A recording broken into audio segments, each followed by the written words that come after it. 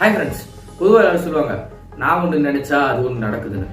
ஆப்வியஸா எல்லா லைஃபுமே ஃபீல் பண்ணியிருப்போம். இன்னைக்கு நம்ம இந்த மாதிரி நினச்சிருக்கோம், ஆனால் அங்கே நடந்தது ரொம்ப வேற மாதிரி இருக்கும்.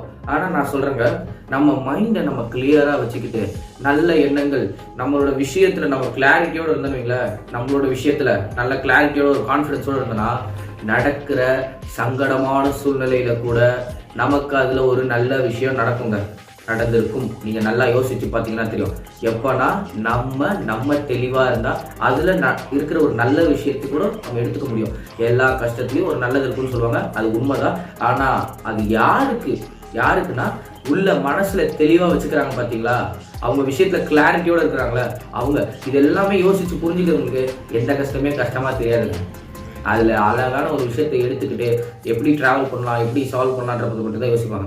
பை த வை, இந்த motivation day to day channel subscribe பண்ணிக்கோங்க, பேஜை ஃபாலோ பண்ணிக்கோங்க, வீடியோ பிடிச்சிருந்தா லைக் பண்ணுங்க, ஷேர் பண்ணுங்க.